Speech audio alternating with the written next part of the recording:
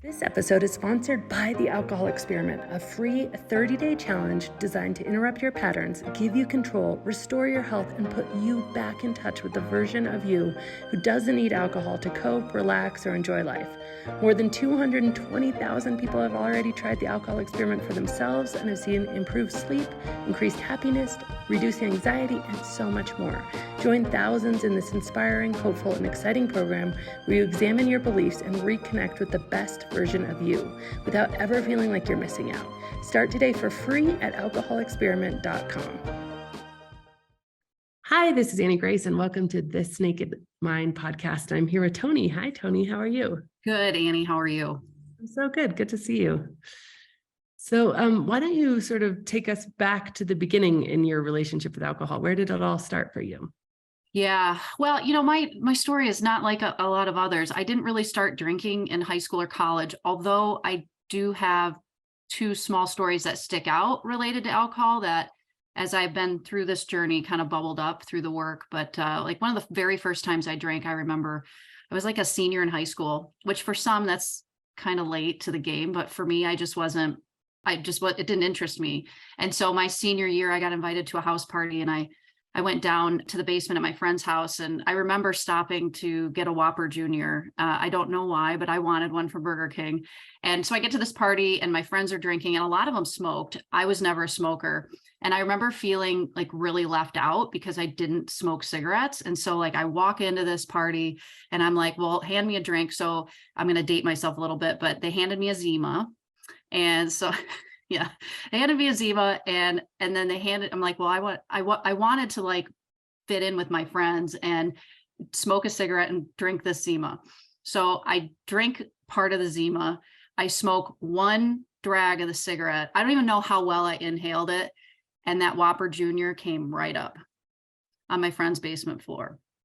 That was like my first experience, like with both cigarettes and alcohol. And I was like, so immediately my brain was like, nope. And I moved on. Like, I didn't think anything of it. I was just like, I'm a senior in high school. This is normal. And so I go off to college, and my freshman year of college, I was visiting some friends that went to a different school than I did. They, I don't know what started. It was like with the football team. And so I drank peach schnapps that night, and I wasn't a drinker, so I wasn't used to it. And I got really sick, and I was like, okay, like now this is twice now that this has happened. Like I see the pattern, but it wasn't, front of mind. I'm like, okay, this is what college kids do.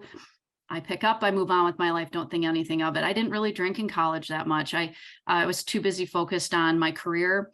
I got married right out of college. I started a family in my early 20s, and I really focused in on my career and raising my family.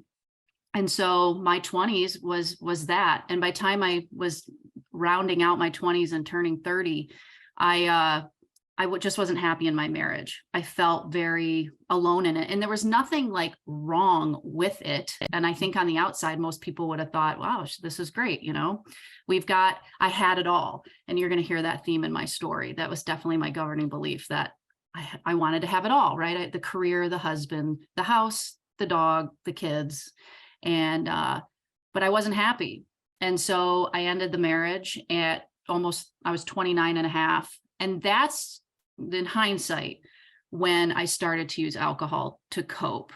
That was and I tried to find that imaginary line I crossed. It took me years to connect that dot. So I make it sound simple right now, but it took a long time. And so I slipped into this part of my life because then I had to share custody of my kids. And I also came, just for background, I came from a very Catholic family. My husband, at the time, from a very Catholic family. His brother's a Catholic priest. He married us. He baptized our children. And so for he and I to get divorced was a very big deal. Mm-hmm. And I carried a ton of guilt and shame around that. My parents were really cool about it, but it was just more like I felt like I was doing something wrong. It was, talk about cognitive dissonance, but on a different level. It was challenging. So I had my kids part-time now. So all of a sudden I'm divorced. I'm turning 30. I'm a part-time parent. I have free time now. So it was like, okay, so this starts my 30s, and I would say in the 6 years from like 30 to 36, 37, the time I didn't have my kids, that was my time where this habit of drinking really crept up. And so I could be single, and really dove into my fitness, my passion around fitness and nutrition and building my career, but not in that. That was more of a hobby. So I was doing endurance races like marathons and half marathons and triathlons. But in that culture of triathlon endurance sports, it's a work hard, play hard. So you go out for these races, and you the reward is the beer at the finish line, or at least that was my dialogue. And so I was dating in that time. I ended up getting remarried, and we both lived in this world of this work hard, play hard mentality. Slowly, my drinking became daily, but it was in a way that felt normal. It felt like, oh, I see it on TV this way. I watch Sex and the City. This is what they do. I watch it was all over the place. And I was like, okay, I'm really normal. And so I'd have 2 or 3 glasses of wine a night, nothing. I didn't get drunk or anything or feel that way. It just felt like sophistication. I felt happy in my new life. I remarried, my kids, I'm part-time. We're in this blended family. Everything's great. Well, the bottles of wine that would come home turned to boxes. And the next day when I get up to go to work, I'd start to pat myself on the back when I didn't have a headache, or I remember pouring wine down the sink, which would happen once in a blue moon. The drinking on weekends became heavier. It became more let's see how drunk we can get. And then the blackout started. And it was about my mid 30s. I remember it vividly. I think around 35, 36, I was sitting in my house on a Sunday morning and hungover after a Saturday night doing God knows what. And it was the first time I Googled, am I an alcoholic? And it was, I remember that day. It was one of those moments where I'm like, okay. And I wanted an answer, but of course I didn't get one, because that stuff is like, it's up to you. And then I'm like, well, wait a minute, how do you know? Cause it's not like a pregnancy test. It's not like you pee on a stick and they tell you. And so that started the inner dialogue. Like, wonder if you have a problem. Like I moved right from asleep to aware, but I didn't know it then. I just was like, okay. And I just moved on. I kept justifying, you're working full time, you're sharing custody of your children, you're doing these really hard races, you're balancing all this stuff, you're volunteering in the community. This is normal, Toni. This is totally normal. And in that time frame too, I also started a new career in professional sports, and that was a whole other level of being around booze. It's not only you're in arenas, so you're not only around it in the professional, and this is professional hockey, but I was selling the advertising for these sponsors as well. So, it was very normal to go to lunch or go out after work and meet with these sponsors who are selling these products and drinking their product because we want to sell it to brand our arena in. And so that just added more of the dialogue in my head around, well, you got to keep up with the guys. You're in a male dominated industry. You're learning this whole new world of professional sports. This is what they do. And it just kept getting worse and worse and worse. So one of my big turning points was in my mid 30s, I think I was 37 or so. And I was visiting some family up north. I'm from Southern Michigan, visiting some people up north in the summer, some family. And we were drinking all day. And I remember being very proud of myself because I had a coffee at dinner. And I remember being like, okay, good for you, Toni. Like that was a sign that I didn't have a problem, because I could have that coffee and not constantly drink back to back. And we went back after dinner and played some cards. Everyone wanted to go to bed. And I was like, nope, because for me, alcohol is like rocket fuel. It was just like, it was hard to get me to stop. And I had every intention to, but I just couldn't. So I went downstairs to the hotel bar, and at some point they tried to cut me off, and I did not like that. And it turned into a big altercation. And I told them I was staying there at the hotel, and they didn't believe me. And I couldn't find the key to the room, and I couldn't get a hold of my husband because he was sleeping. And so I told them to arrest me, and they did. So the police officers were wearing body cams, which is a whole other story, because I actually ended up watching that video about a year later. But I woke up in jail, charged with trespassing, which ironically, I wasn't trespassing, but I was drunk. And so that was so shameful, like just so, I mean, to think, I tell the story often now, but at the time, I just couldn't imagine. And at the time, my husband was a police officer. And so it was just like, it was a lot. So I was like, well, you were questioning this, Toni, so you got your answer now. You are clearly an alcoholic. So the pendulum swung right over there. And as soon as we got home, I went to an AA meeting.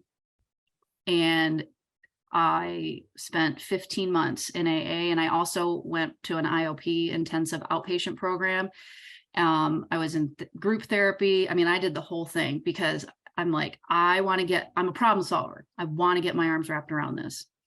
And so I dove right in. And so I was 90 meetings, 90 days. I got a sponsor. I was chairing meetings. I was on the board. I was like, I am going to get I've read the big book. I'm going to get as involved as possible because I have a lot to learn. I was super curious, which would serve me later.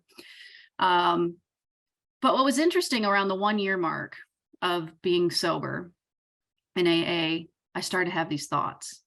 And the thoughts were a lot around, I'm different than these people around the tables. This methodology doesn't quite sit right with me. I would question a lot of it because some of it just didn't make sense. I didn't grow up in a household where I didn't grow up around alcoholics. I didn't grow up I grew up very normal.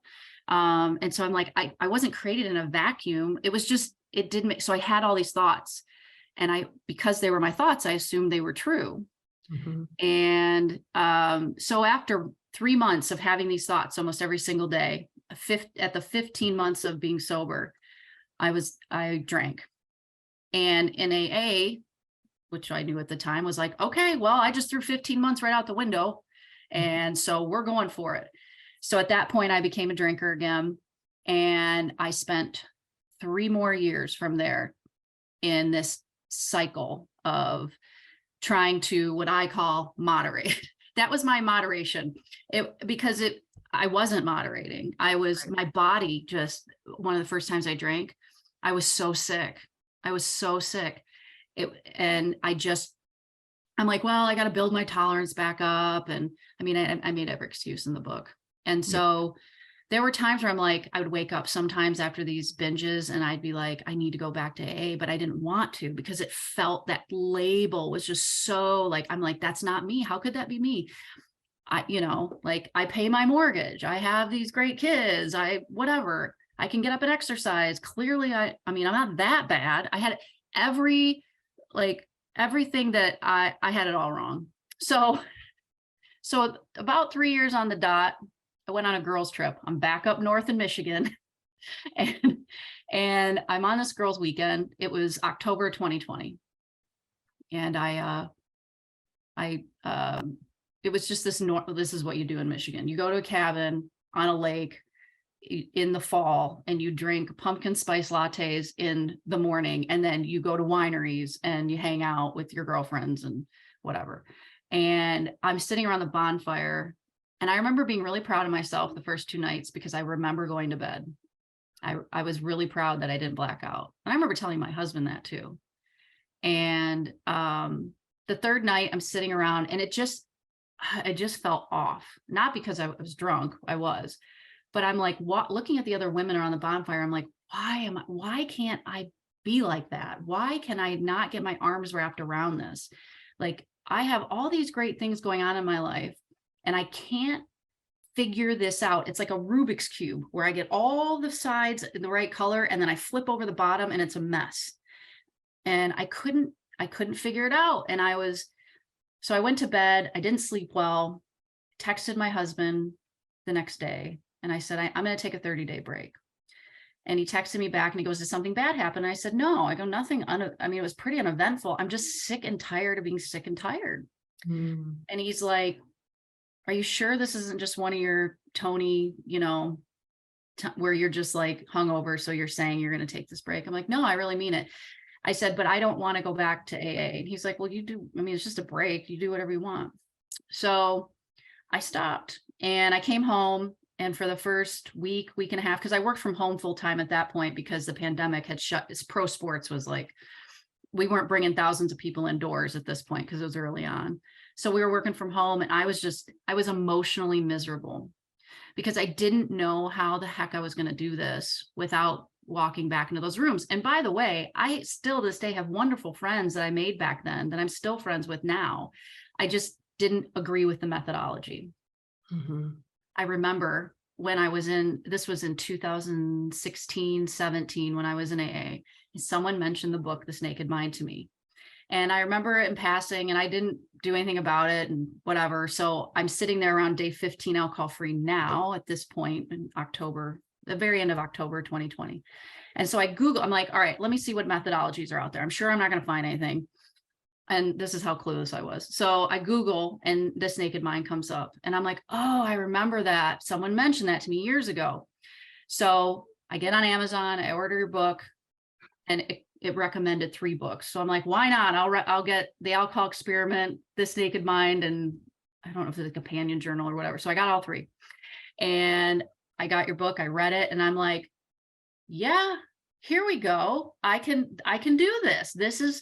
And it was changing the language, right? Instead of sober, alcohol free, I'm a complete rebel. How feeding into that rebel personality of mine, like all of what you wrote, I was like, yes, this is what I need.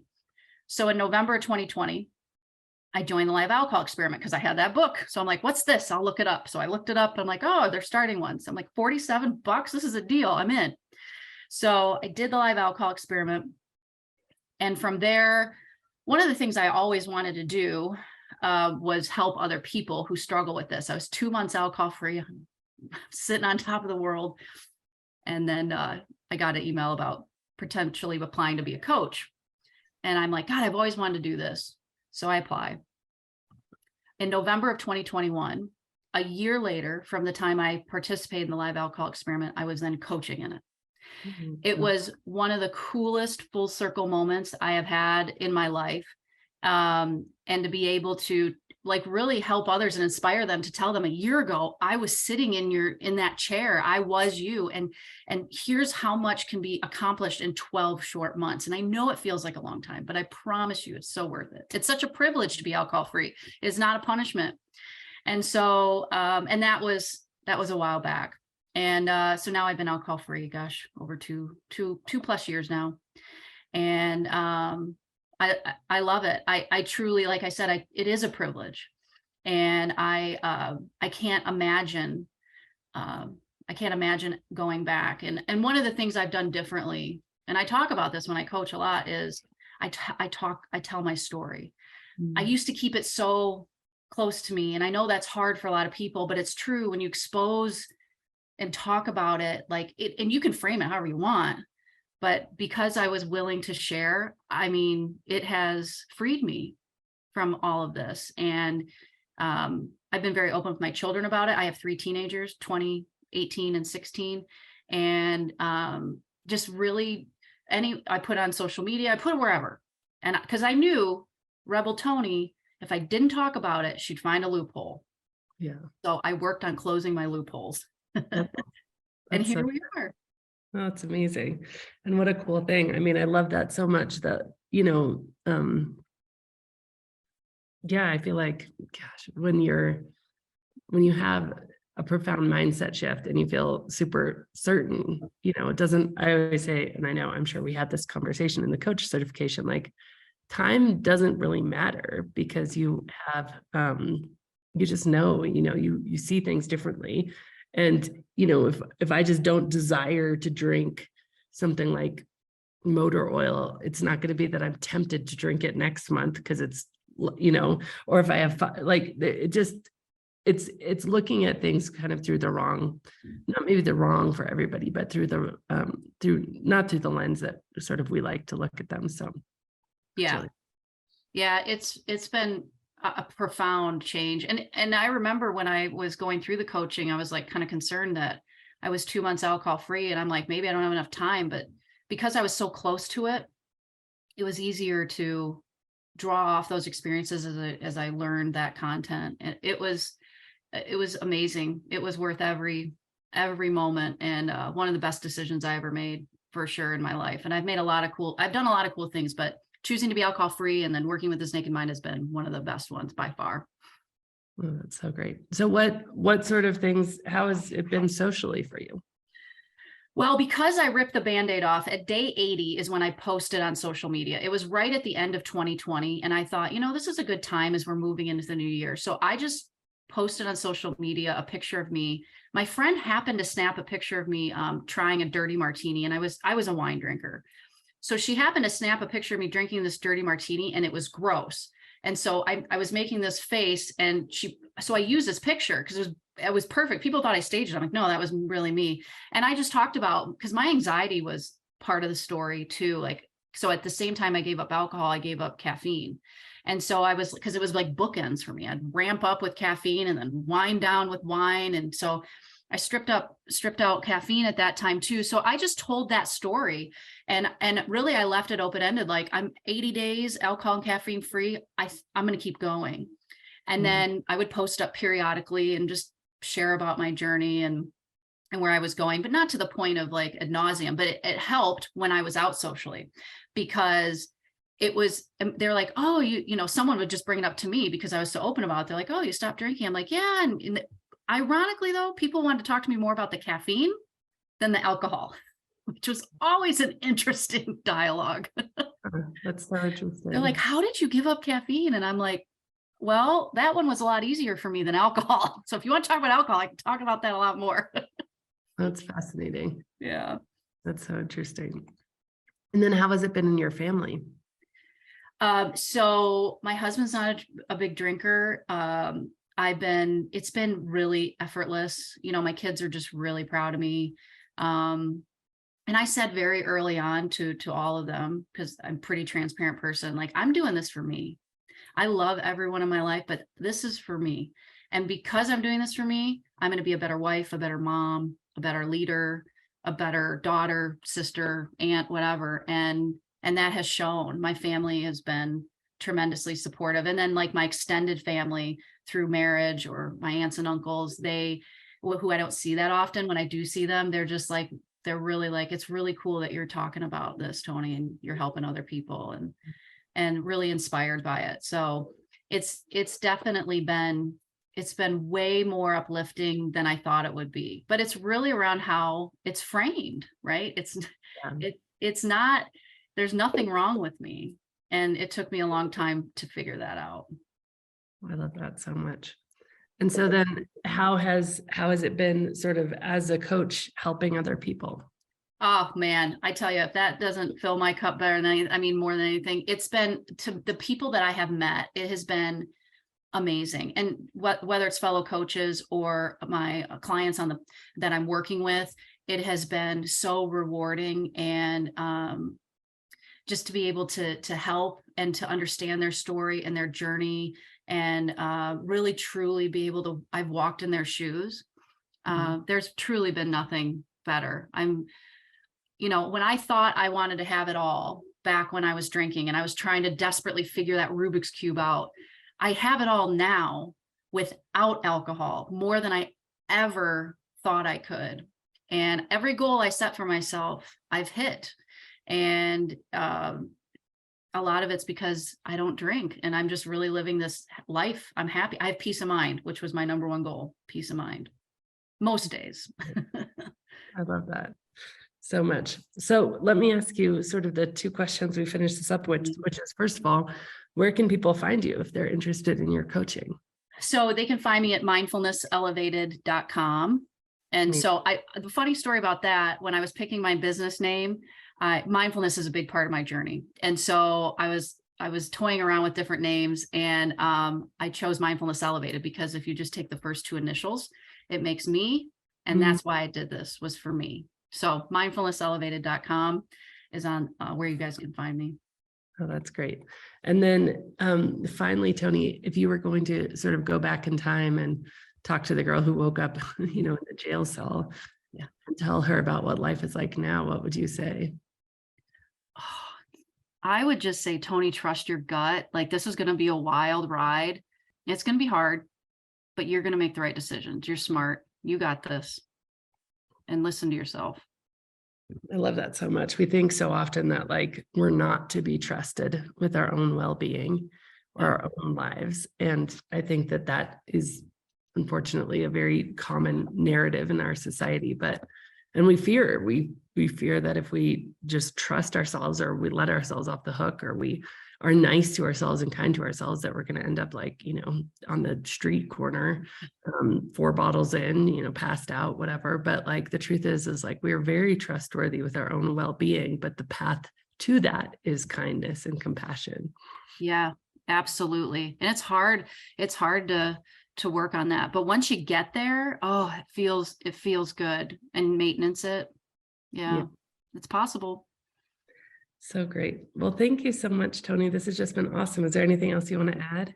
No, it's been a pleasure. This was another one of the things I wanted to accomplish, and it's pretty awesome. So anyone that listens to this, you can do this. Seriously, it's amazing.